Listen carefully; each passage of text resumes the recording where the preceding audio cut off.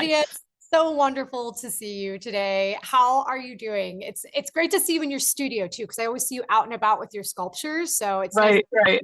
setting. Yeah, yeah. Thank you. I'm good. Thank you for having me on the podcast. I've been a fan of it since the beginning, so I'm really happy to be here with you. Oh, well, I am so thrilled to have you. And for everybody listening, Lydia and I kind of go way back, which is interesting. Yeah, yeah, Uh, yeah, we met during graduate school. You had just graduated, yeah, and yeah. I'll never forget. It was on the ramp at Boston University, and you Yeah. were mixing concrete for your sculptures at that time. Right. That's right. That's right. I had a setup out on the ramp because I had this like huge box of sand because I needed to mix sand with cement and we couldn't keep that in the studios. Yeah, so I was probably like shoveling sand into a cement mixture. You were, I was you like, were. And I'll out myself. At that time, I was a smoker, and I would smoke out there. yeah. So the ramp was like where that's where people hung out to smoke, and then I was like over there like with my dusty concrete. Also, We were all so healthy. I know, really, I know. It was a time. It was an awesome It time. was, it Uh, was, it was, it was quite a time. It was cool. oh man. And then I remember I got to see some of your finalized work outside of John Walker's office. You had a couple of Right. sculptures there that he Yeah. had. And so I guess I would love to start. We can talk about Boston, but even going back a little bit prior to that, can you tell us a little bit about where you're from and how you started to get into making? Yeah. So I grew up in a small rural town in Massachusetts called Royalston, and it's just woods and fields and a lot of nature. So, and I was lucky that I had a lot of time to be outside and to explore around the woods and the fields.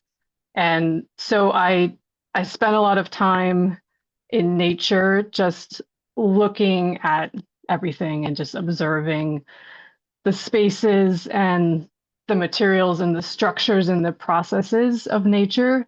Um, we have in New England, we have a lot of stone walls. So I was always kind of looking at the contrast between these constructed elements in the landscape that were made out of natural materials, and then how those kind of interacted with the space, the trees and the forests. And um, so I spent a lot of time just looking around and just wandering around.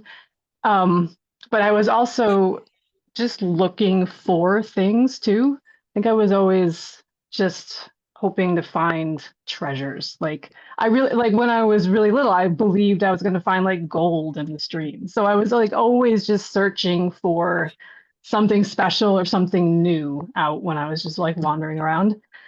And I think that that's still with me in terms of why I make things. It's like part of this like searching for something new or searching for something that will teach me something or show me something I've never seen before is still part of why I make things. It's part of like looking for things, looking at things. So I think the early time that I was lucky enough to have just out in nature and observing all the processes and materials and spaces and just this like sense of you just never know what you're going to find and just always wondering what's about to happen. I think that's still important to me and part of why I make things. Um, and I was interested. I made things from when I was little. My dad had a wood shop, so I was always able to like go in there and like stick pieces of wood together or cut pieces of things and like just build whatever. I did a lot of drawing um, and I went to when I went to college, I wasn't sure. Like I felt like I didn't know how I was supposed to decide what I was going to do. I just felt like at that point, I didn't really know. I wasn't really sure about committing to any one thing. So I went to a liberal arts for college. I went to Bennington College, and they have a really good visual arts program. So I knew that I would probably do a lot of art there. Um, but pretty quickly I realized that like, yeah, I do really want to focus on art. And I had gone in intending to focus on printmaking because I'd done a lot of printmaking in high school. But then I think it was like the second year I saw through the window of the print studio, I saw the sculpture class. And I was like, I think I need to check that out. And so I really quickly started spending most of my time in the sculpture studio. And I just didn't, I hadn't I had taken a couple of sculpture classes in high school, but I hadn't really thought about like how to continue that. So undergrad was really good. Just kind of, I took a lot of basic classes about just how to build things with different materials and woodworking and welding and casting and just kind of like getting a good base. So when I graduated, it wasn't a BFA program, so it was a BA program. And I didn't really know, I knew I wanted to continue with art, but I wasn't sure what that would look like for me. Like, I wasn't sure if that was like a career that I could do. I didn't know, like, really know how that was going to be possible for me. And I didn't feel like I had the portfolio or the kind of like, I wasn't sure enough to go right into an MFA program. So I just decided that I would take some time and figure out if this is something I want to continue or not, and just kind of gather some more information and wait until I was ready for the next step, whatever that would be. So it ended up being like 3 or 4 years between undergrad and grad school for me. And my priority at that point was just to live and work anywhere that would give me time or space in a studio and like access to some material. So it was a very like nomadic time. I just, wherever I could get a job that would allow me to continue making in some way, I just kind of did that. So a lot of internships, some residencies and symposiums, and I just tried to get my hands on as many different materials and as many different tools and methods, and just kind of collect skills and collect knowledge about sculpture. And so during that time, I just met a lot of people who were making lives as artists. And I just saw a lot of examples of how people were doing this. And I learned that there is no one way to be an artist. And that was kind of my confusion at the end of undergrad, because I was like, I don't know like what that path looks like. And then, it turns out there is no one way to do that. Everyone was figuring out in a different way. And that was really helpful for me to see, because it let me know that maybe it's possible for me. Maybe I can kind of figure out a way that would work for me. And I did still really believe in making art, and I knew it was important for me. So after those couple of years of just kind of training and learning and listening and meeting a bunch of people, I felt like I was ready to apply to an MFA program. And I was ready to figure out why I wanted to make things, because I knew that I liked building things and making things, but I knew that I didn't really know why, and I didn't really know what I was making. I just didn't feel like there was enough of a reason behind these things that I was making beyond like, I really enjoy like working with this material, or I really enjoy this shape or this form. And I felt like if I wanted to continue, I needed to have my why. I needed to know why I was doing this and why it was so important to me. And those are the questions I brought into the grad program at Boston University. Mm-hmm. So during your time at BU, did you answer those questions, and what were those answers for you? Yeah, it was a rough start for those questions for me, because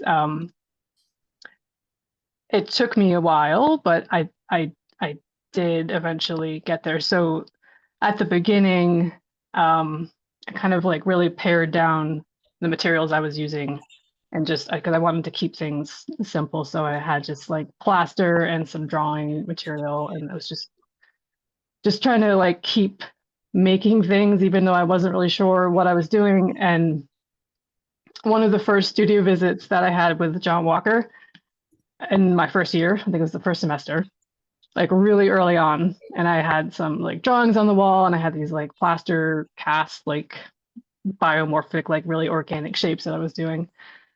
And he came in and he looked around and he said, like, these are beautiful. You could sell this, but you're making art. Don't make art. And then he walked away. Okay. Classic. So yeah, and so I was like, oh, okay, like I thought we were making art. And then I was like, I mean, I kind of got what he was saying, but I didn't know what to do with it. Like I didn't know what that meant for me and like where I was supposed to go with that. And so I just kept thinking about that and being confused, and just kept trying to make things and like look at what I was making, and I was always just like, is it art? Like every time I would make something, I would like ask myself, is this art or not? I and the other thing that would come up a lot in crits that he would ask people, it would just say, what is it? And so we were all like, okay, we're not supposed, it's not supposed to be art. We're not going to say it's art, right? Yeah. And Yeah. which, and it's a really, that was a really good question. Like that also was something that really pushed me in trying to figure out what I was making and why I was making it. So so that first year in grad school, those were the questions. I had my question of like, why am I making it? And then I had his question of what is it that you're making? Mhm. And so, yeah, the first year was just a lot of asking those questions.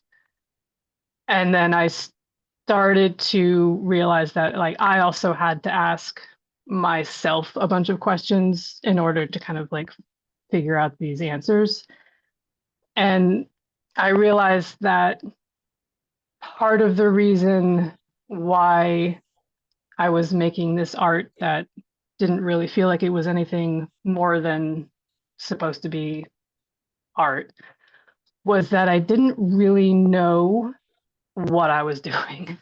Mhm. I didn't really know, like truly know about these these shapes or these forms that I was making. Like I was doing a lot of these like really organic kind of biomorphic shapes and like casting plaster and in like bags and kind of manipulating and using like natural materials. And I just realized like I don't like if you were to ask me to describe these curves or to describe what the material means beyond that you made it into this shape, I don't think I would have been able to answer that. So at the end of the first year, I asked myself a list of questions and decided that I wasn't going to make anything until I answered those questions and could be like honest with myself about what I knew about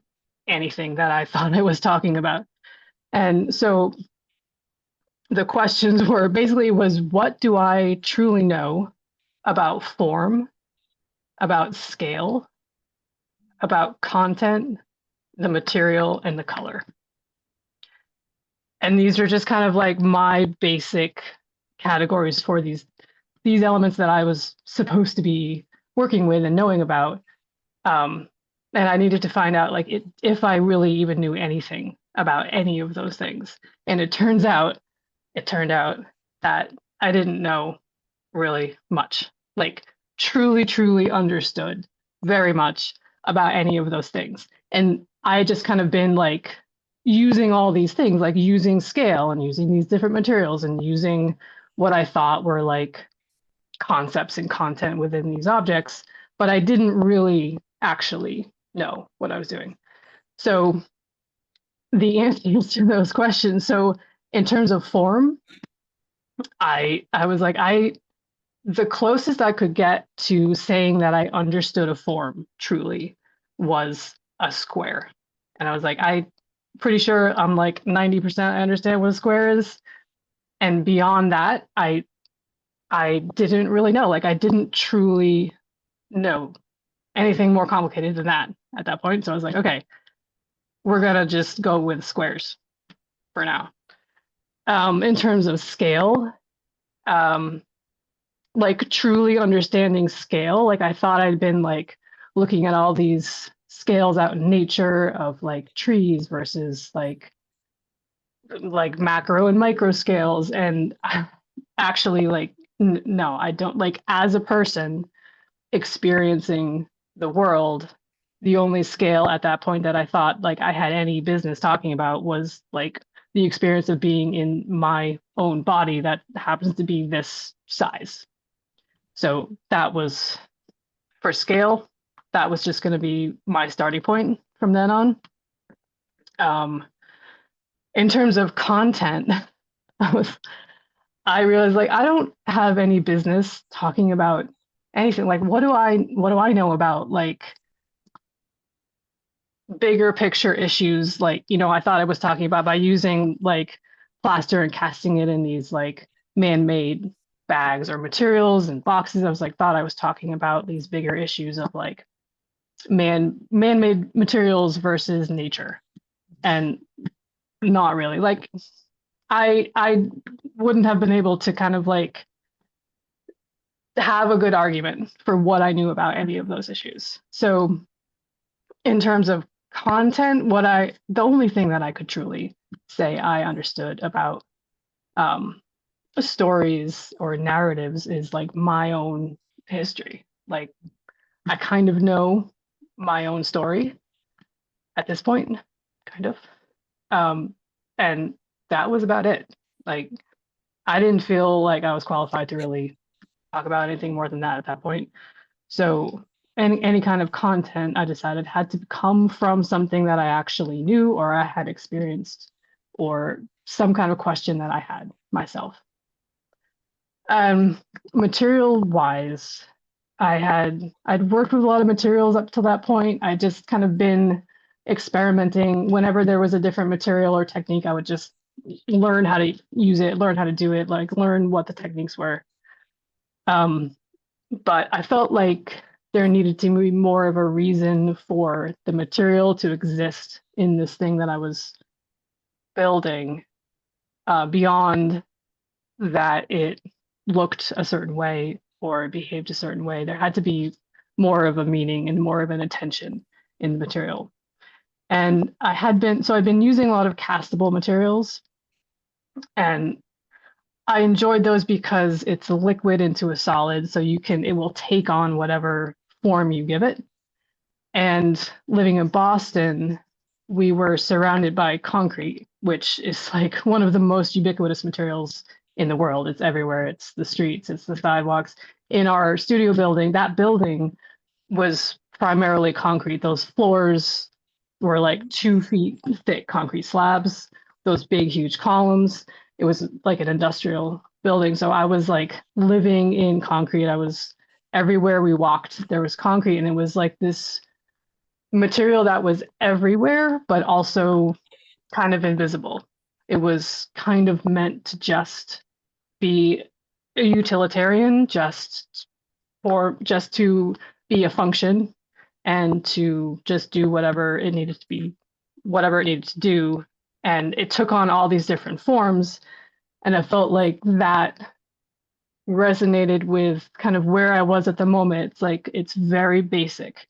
It's sand and cement. It's like they call it mud. It's like super, super fundamental to the built environment, but it also has this, it's also kind of a natural material, so it can take on natural forms as well. So I felt like that fit with where I was and what I was thinking about. Like I felt like I was at a very, very kind of like starting from the foundation of something that I was trying to build. And it seemed like concrete made sense to use at that point because it's used for building foundations. That's how you literally build a foundation. So I decided that that was what I needed to use. I needed to just kind of just pare down everything I was using, and concrete was what I decided on for that. In terms of color, so most of my classmates in grad school were painters. So there were mostly painters and there were a couple sculptors. So most of our crits, color was a big subject. And so I was always being trained on color while I was there. So I was very, very aware of how little I knew about color.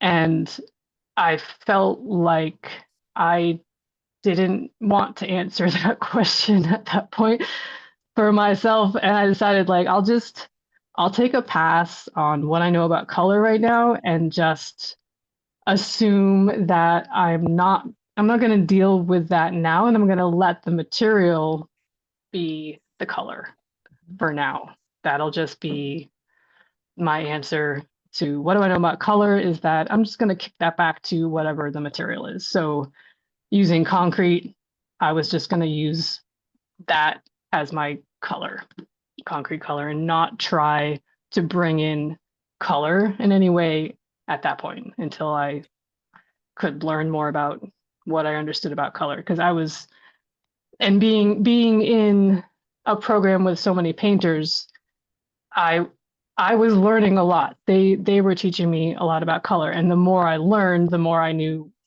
I became aware of what I didn't know about color. So I kind of put the color question, kind of like decided to come back to that one later. So I started building something that was a square, and the scale, I was interested in building something that had a scale that was bigger than me. Like I was really interested in like this feeling of being overwhelmed by buildings, being overwhelmed by the scale of trees, and this kind of like a little bit of something that makes you like look up a little bit. So in terms of the scale, the first thing that I built after all these questions, it was twice my height and twice my width of a square. And I built it out of concrete, and it was way too heavy, and it was huge, and it was unwieldy, and but I learned a lot. And that first piece that I made after asking myself all these questions was basically the start of everything that I've made since then. And it taught me about logistics. It taught me about scale and the material. And it answered a lot of questions for me. And I also, in that process, figured out what John Walker meant by don't make art. Because this first piece that I made, it wasn't primarily like the first criteria of it was answering all these questions about content and scale and material, and whether or not it turned out to be art was kind of irrelevant. And I like understood that to be, I think, what he meant, because it was all of these, it was so many things before it was art. And it was something that I needed to see. It was something that I needed to make. It answered some questions I had. So it was all of those things. And then maybe it was art after that. So that was really, it was really helpful to realize that, and to realize that I can make things that are questions, or I can make things that are certain stories, or they have something to do with a memory. And it's just something that I need to see, or it's just something that I need to make.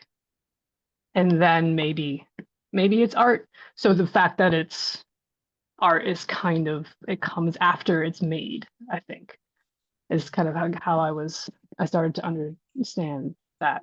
And then also the question, what is it, got easier to answer because I knew that it was a story, or I knew that it had to do with my question about squares, or it had to do with thinking about this material that's ubiquitous in the world that builds all of these kind of civil engineering projects, and like maybe we can make it into some other shape that's interesting.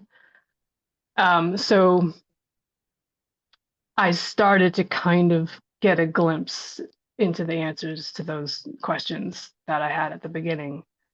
And my why question that I came into grad school with, like why am I making things? Like why am I doing this?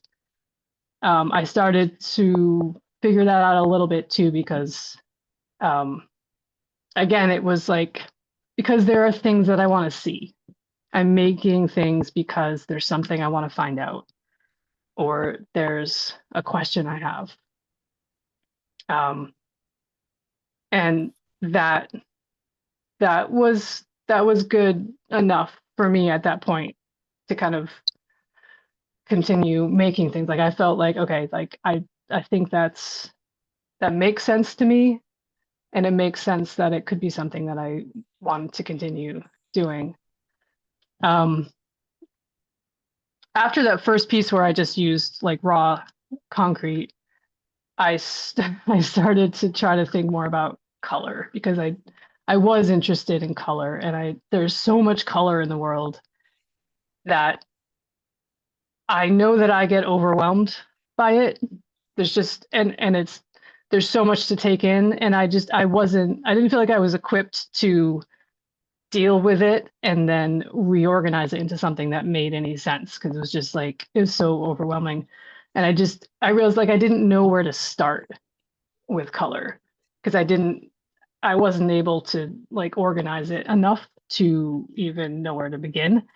So I decided that I would use my synesthesia, which I was always just like this weird thing, because I have color associations in my head with numbers and letters and words, and it was always just like this thing that was like, yeah, that's weird, like Lydia's weird. But then I realized that like I can use that as just like a starting point, like because I was trying to bring in like stories and memories from what I knew, because I was just like, that's really all I actually know. So a piece would just have a basis in some sort of memory.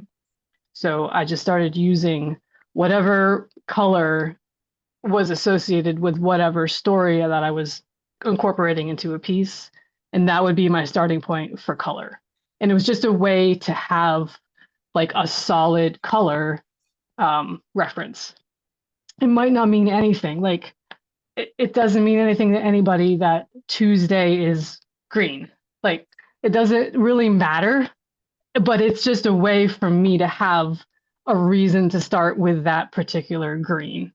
So I started, that was kind of the rule for me for color at that point, was just have a solid reference point to start with, and that became a memory or just a color association that I could use to start with. So I'm going to have to ask a couple more yeah. questions, just really Yes. quick, because I think maybe I remember you mentioning this at one point, but I had completely forgotten about it. So with the, how do you pronounce it again? Synesthesia? Am I saying that right? Synesthesia. Yeah. Yeah. When did you first begin to notice that in your life? Like that's really incredible, mostly for an artist. You know what I mean? Like when did you first start noticing like, oh, I have these associations, and what was that like for you?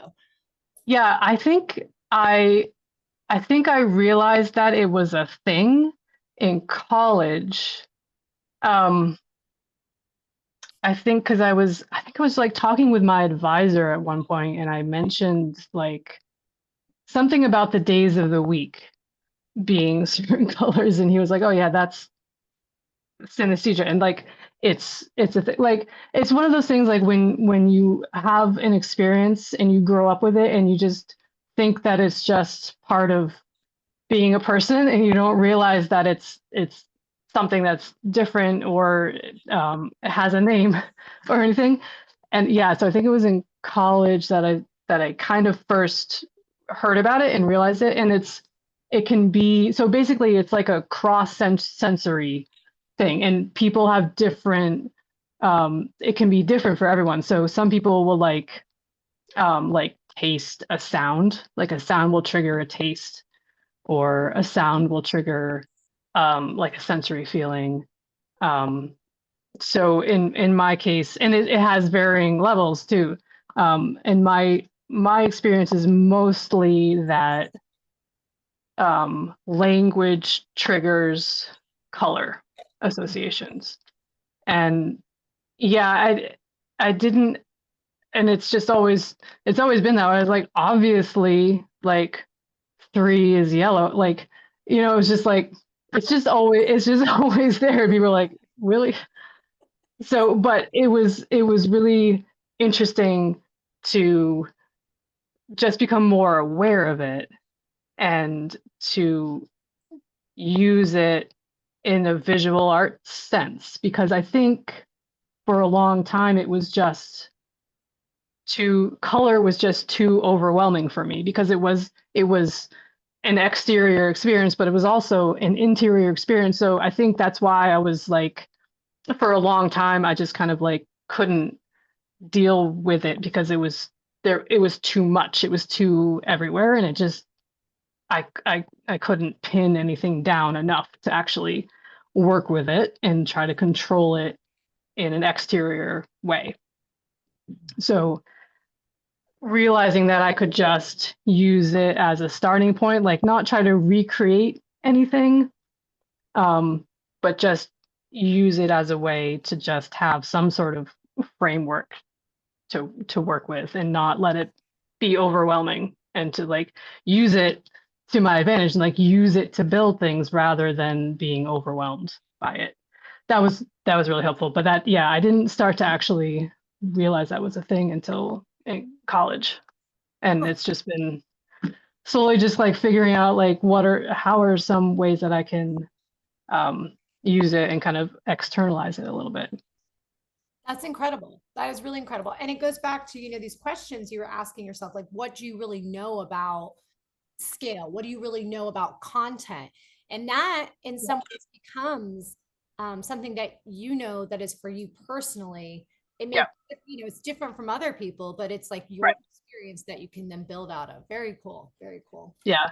Yeah. And then I think so, having answered those questions, or having to answer those questions for everything that I make, it kind of it ensures that I believe in every part of this thing that I'm showing you.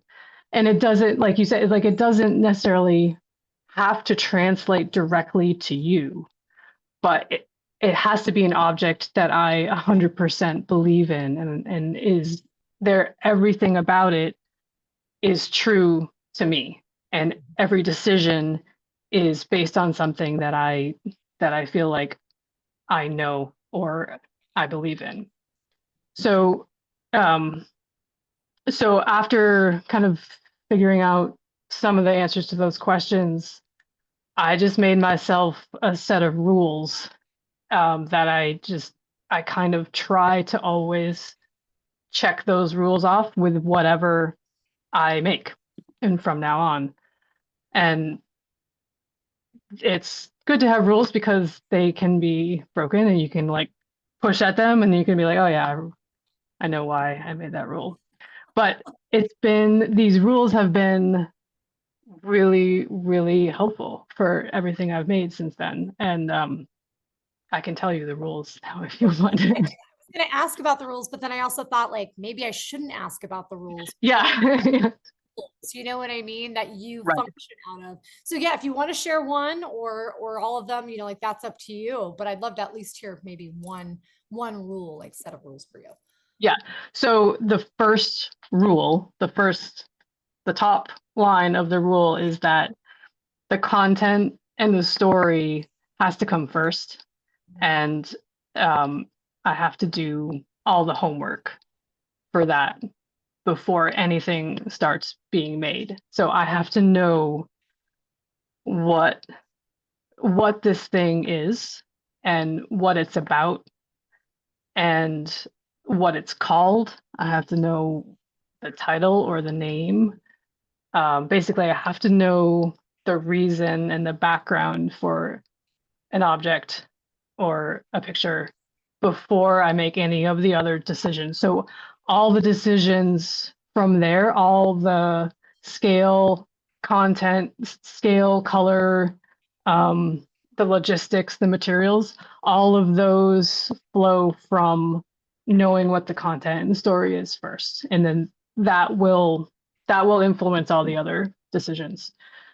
And it's been interesting because I've tried to change those rules up. I've tried to make things where the first decision is the material, and then everything, and then I try to build the content and the scale from that, and it never works for me. It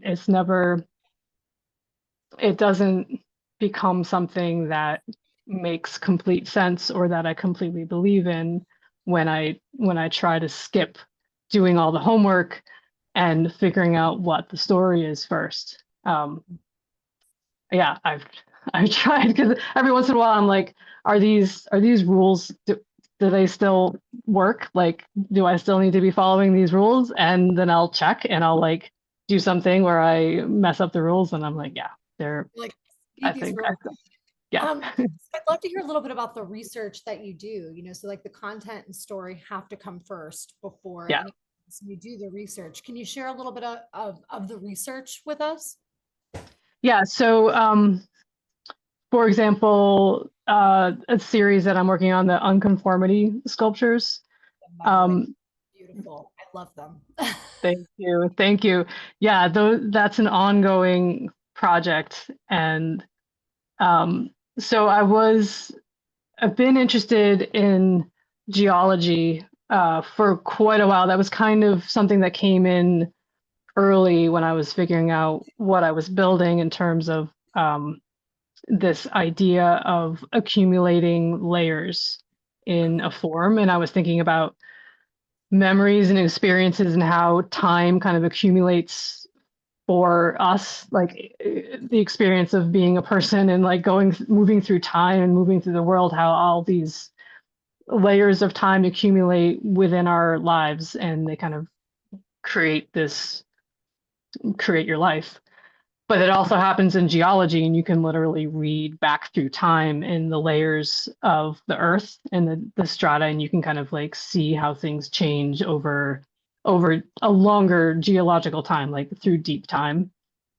So with the Unconformity series, I was trying to bring in those geological ideas.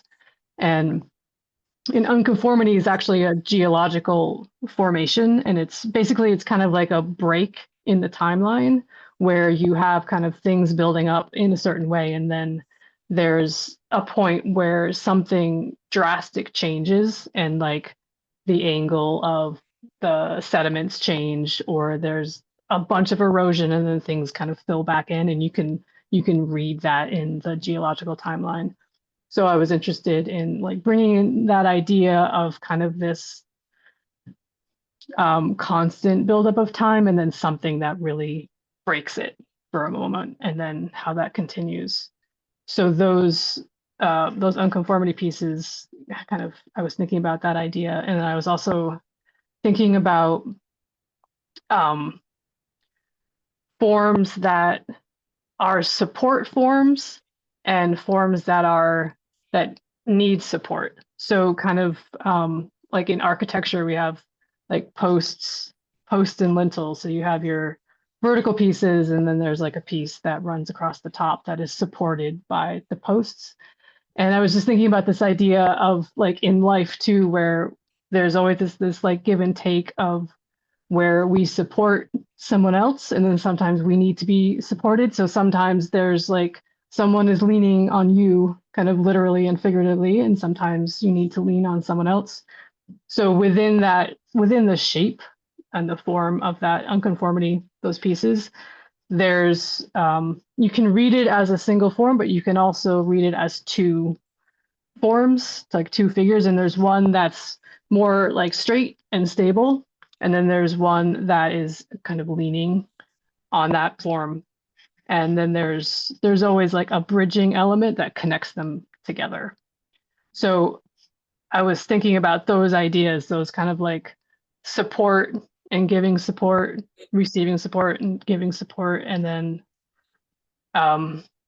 this kind of bridge that ties two forms together. But also, if you kind of look at it as like a geological formation, that bridging element is also a break in the rhythm of the accumulation, and that's kind of like a break in time where maybe something changes.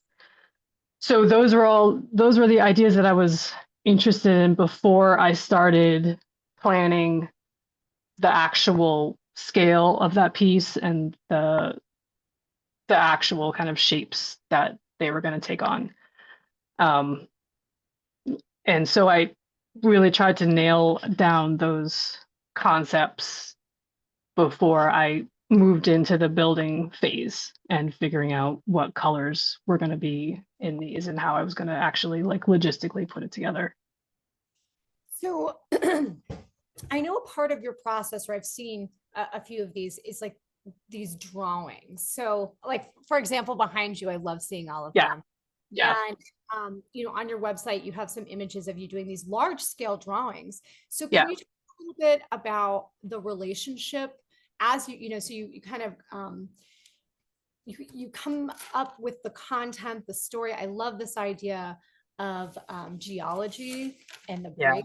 I mean, it's just incredible how it talks about time. So do you go to drawings next? Is that typically a step, or how does drawing relate to the process for you?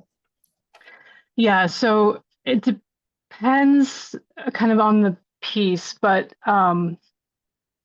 I always, so for the unconformities in particular, I will always do a full scale drawing, which is basically, for me, it's basically a color map.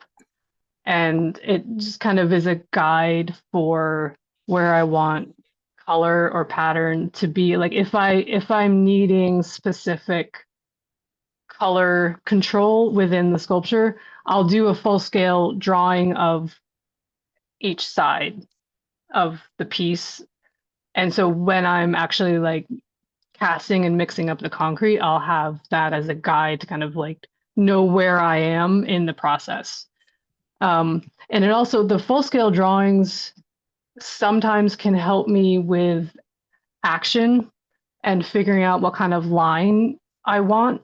And the drawing obviously is very different from working with concrete, but sometimes I have wanted a more of a sense of like a watery line, or more of a sense of just like a big blob. If so, it depending on what the particular story is that I'm wanting within a piece, the drawing may actually like help me practice those actions two-dimensionally before I move in and try to make them happen in the concrete. And it's never like a one-to-one translation. It's more of like a gesture that I'm trying to remind myself that I'm interested in once I get to working with the concrete. So the drawings can be a combination of like a logistical map and also a guide to kind of action and the forms that I'm looking for, and just kind of reminding me as I'm in the building process, like what I was thinking about with the color plan. But it's never, so those full scale drawings are risky though, because I'll have done those first. So those will be how I'm seeing the piece initially, and then I'll build it. And the way that I build these is I'm building basically a wooden box and then I'm filling it with concrete and kind of building that up. So I'm not seeing what I'm making as I'm going because it's in the box, and I'm basically blind to what I have done. So I'm just kind of moving up from the ground up with my plan and doing what I'm best intentions to, like following the story of what I'm trying to do. But I can't see it fully until it's complete and it's cured, and then I remove the forms. So I learned early on, because I would have these full scale drawings up while I was casting, obviously, because I wanted to be able to like follow and make sure I was where I wanted to be. And then I'd leave those up and then take the forms off the sculpture. And the first couple of times I did that, I was like, this is not a good idea, because I had this drawing in my brain. I was like, this is what the sculpture is. And then the forms come off the concrete and it is absolutely something completely different. I mean, it's different in all ways. It's like, it's a different material. It's 3 dimensions. The colors are not a translation from the drawings. And I would always, those first couple of times, I was just like so devastated, because I was like, no, I failed because it doesn't look like this watery watercolor drawing.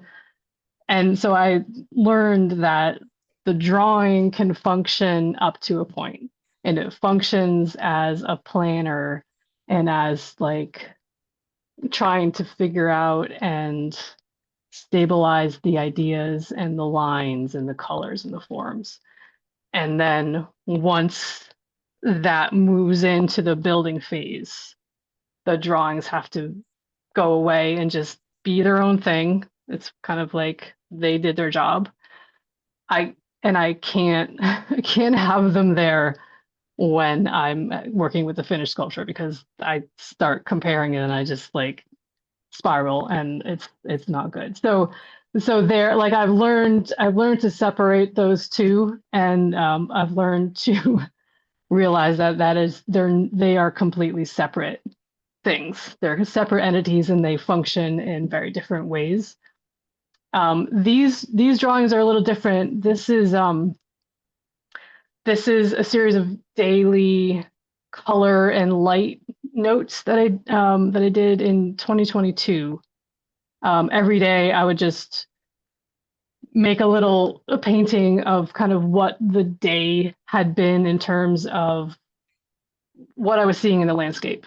Basically, just like a note about color, what was going on in the woods, and or the weather or the temperature.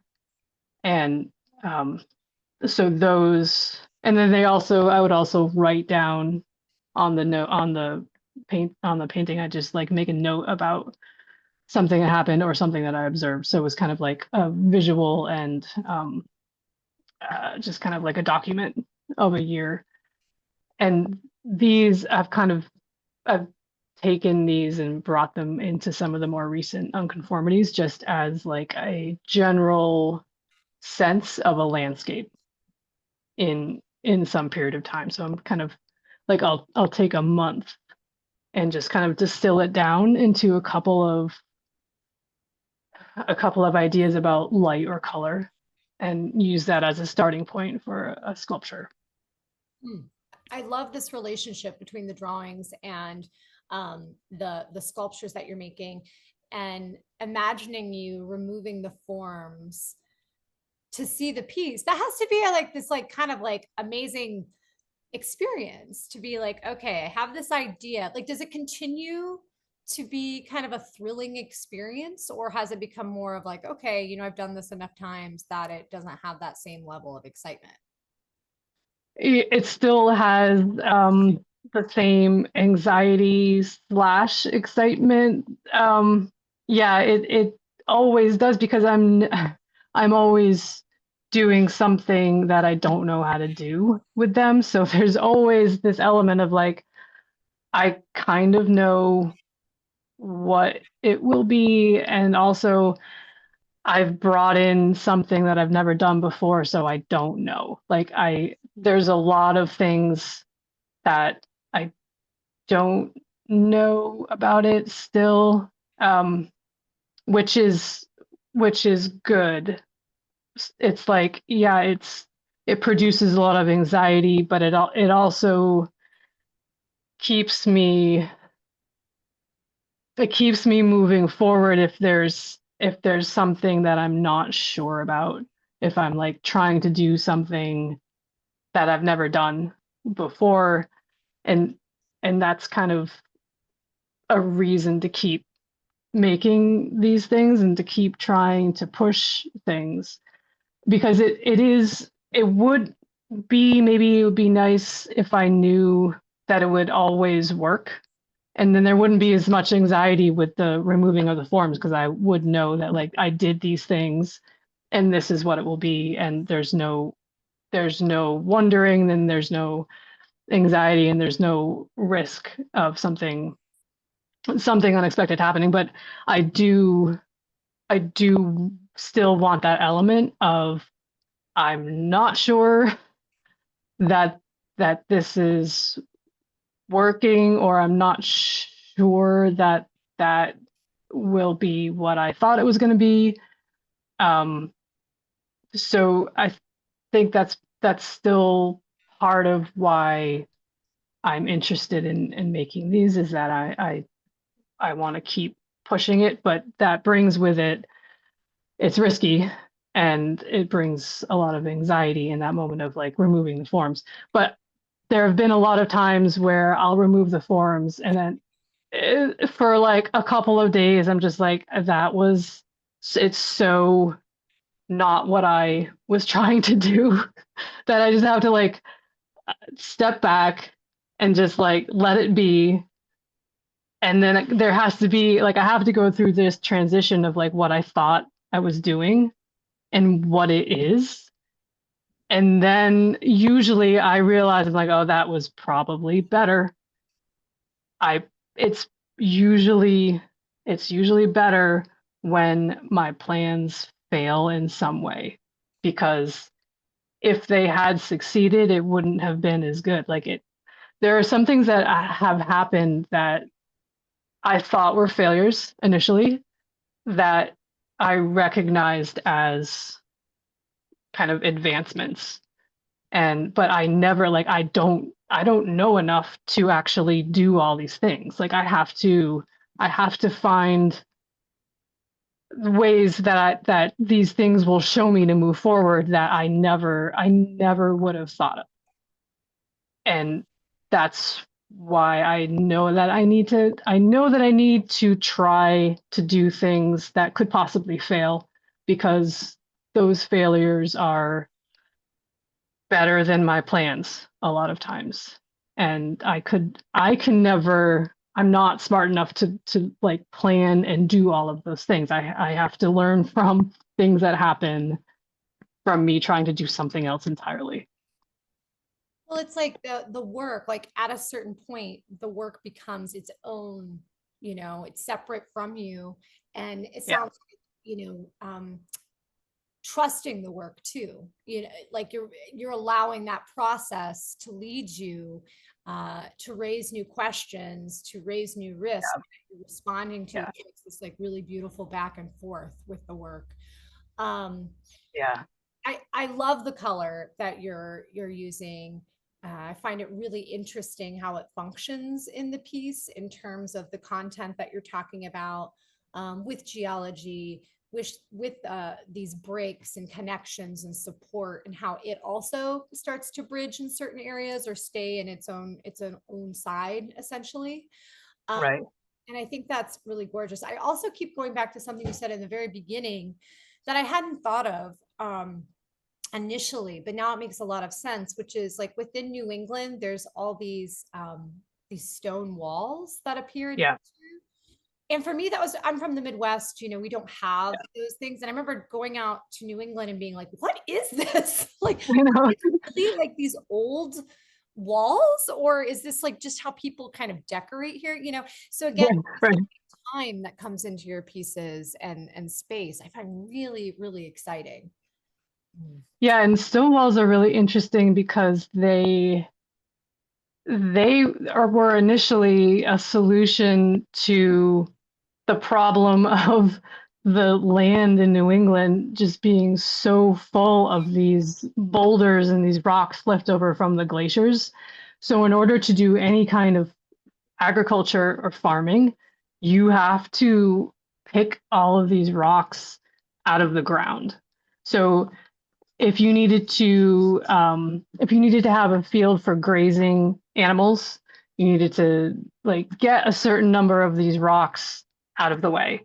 And if you needed land for agriculture, you needed to get even more of these rocks out of the way because you needed to dig under the ground. And so there are all these rocks that had to be removed from certain spaces, and then they had to be put somewhere. So they ended up like lining these rocks up, and they became these walls that also functioned as boundaries, as property boundaries, or as basically fences for animals. So it's really interesting to me that this problem of all of these rocks also became a solution in a way to mark land and to be used as fencing. And then now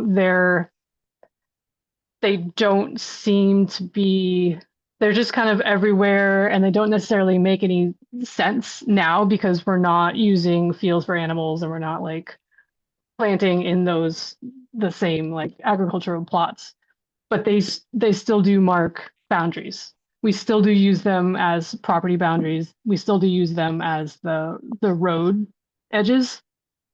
So I just find them fascinating that they're kind of like this aesthetic in the landscape, these built structures out of these natural materials, and just like the way that the reason for them kind of changes through time is really interesting to me. And they're really beautiful. I mean, there's just this really beautiful kind of break in the landscape, and they're always changing in the seasons. And some of them are just kind of like, there's a lot that have kind of fallen apart over the years, and there are a lot that are still maintained and really beautiful.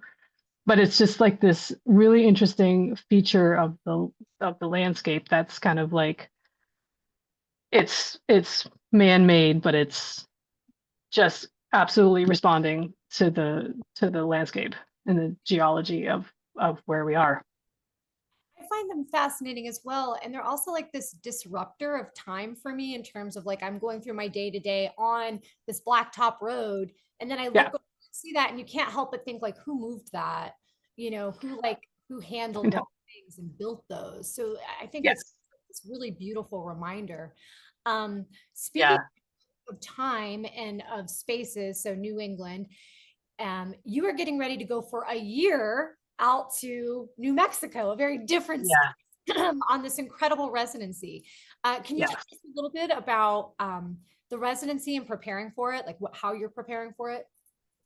Yeah. So this is really exciting. I'm super grateful to this time.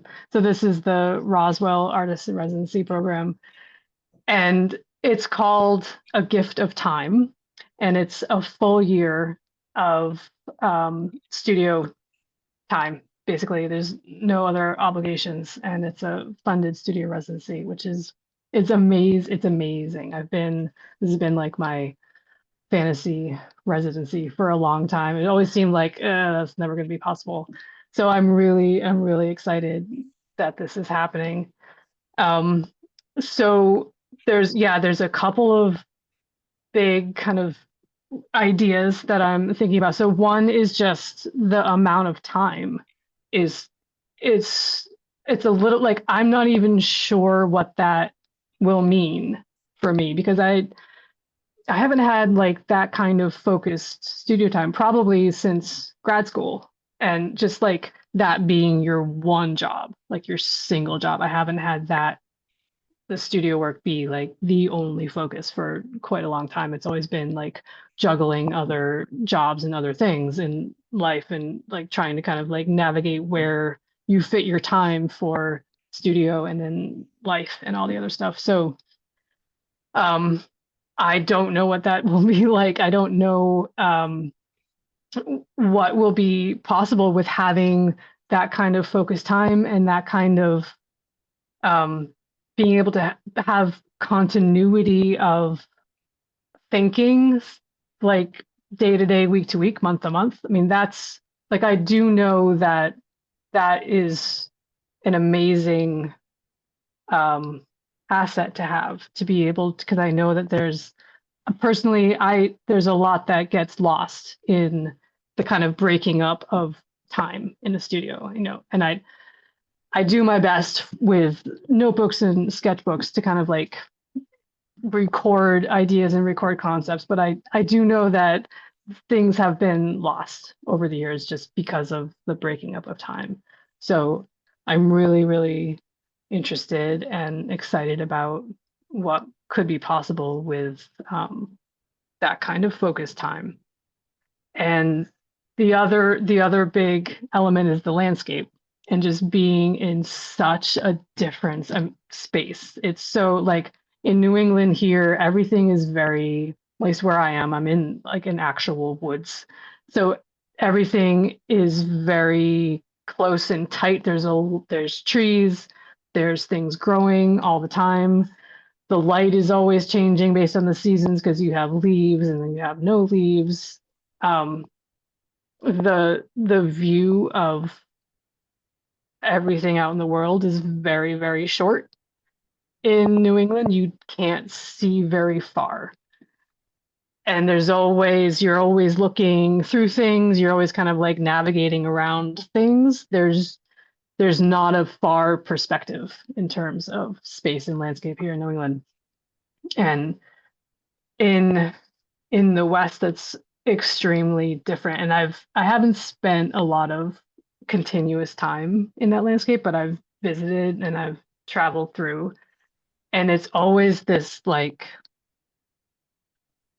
such a different way of understanding space and the landscape.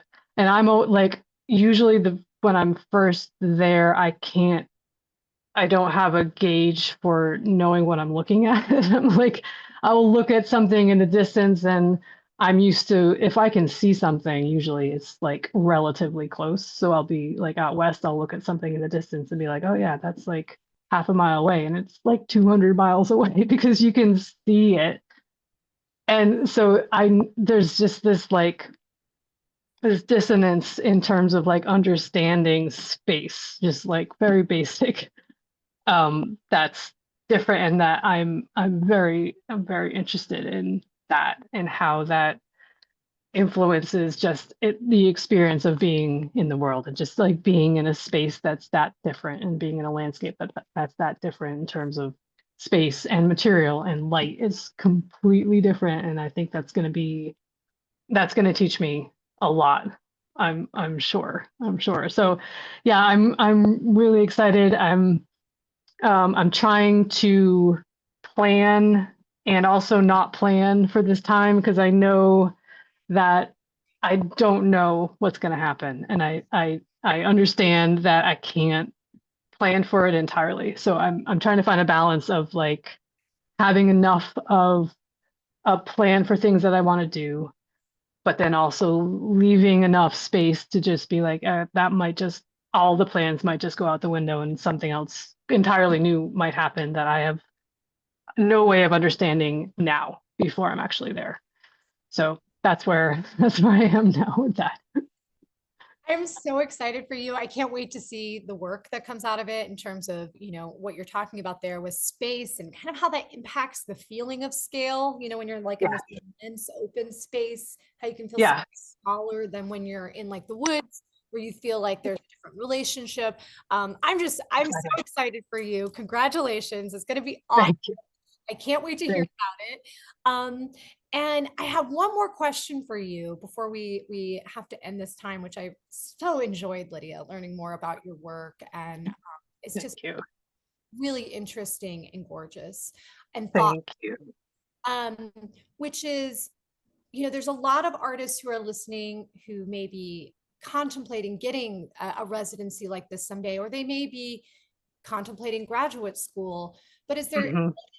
type of advice that you've learned along the way, or maybe somebody has given you that you could share with the listeners? I think this is counterintuitive, but I think the idea of um, not making art is that's like it's still with me, and I still kind of use it to check what I'm making and to make sure that what I'm making is true to me and that I'm being honest with myself first, with my reasons for why I'm making something. And because if I find like if I absolutely completely believe in this thing that I made, then it will communicate better to anyone else who looks at it. So, and it's a kind of awkward place to be sometimes because we're all just very aware of, this is visual art, so it's meant to be looked at by other people. And I think it's the awareness of how you will perceive it is always going to be there. But I think trying to make sure that first it's something that I believe in and that I need to see has really helped me a lot. And it's helped guide decisions about what I'm making. Like if there's a point where I get to a place where I have to make some decisions about where something goes or what something will be, and if I'm having trouble with that decision, it's usually because I am trying to consider a lot of other points of view and a lot of other reasons that viewers might bring to it, which is good to be aware of. But I think I can get stuck on that, and then I can forget the kind of like the foundational reason for what I'm making. So I think making sure that I'm just making a thing that I want to see first and foremost has been really helpful for me when I get to kind of crossroads of decision making within a piece or within a direction or within bigger questions in the studio. That's been something that I can always kind of check in with what I'm doing, is to make sure that I'm first and foremost I'm making something that is meaningful to me first, and then if I can make sure that it absolutely means something to me, I can bring more to it, and then I can bring more to you when it's finally done. That's been it's been very helpful for me, and it's easy to forget. It's very easy to forget a lot of that, and I have to keep I have to keep reminding myself. I have to keep remembering that. So obviously that's something that's stayed with me for a long time. I love that. Shout out to John Walker for starting Yeah, yeah, right there. yeah, But absolutely. that's so true. What is the core reason, and what do you want to see in the world? That it comes from Yeah, your perspective, and that makes it very whole.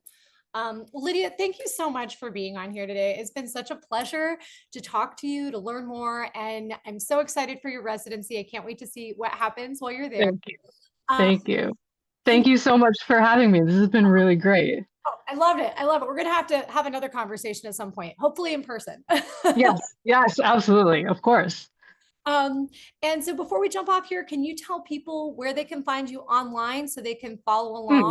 with what you're creating over the next year? Yeah, absolutely. So I'm on Instagram, Lydia J. Musco, and then my website is lydiamusco.com. And I have a monthly newsletter that I write from the studio. It's called Grandpa's Newsletter. And it's based on, I used to write to my grandfather like about once a month with studio updates. So I've kind of revived that. And so it's basically just like what has been going on in the past month from my studio. And it's actually really helpful for me too, to just like once a month kind of just stop for a second and just like think about what's been going on. So that's going to be interesting to continue in New Mexico too. So if anyone is interested in like what's going on with studio stuff, Grandpa's newsletter, I'll Love be that. doing I that. love that idea. You're right. It's so like great to be able to reflect. I'm going to be signing up too Yeah, because I just feel like nice, also be inspired and hear, what you're doing. So nice. Lydia, again, thank you so much for being on here, and we look forward to seeing more of what you create. Thank you so much for having me. It's been great. Thanks, Erica.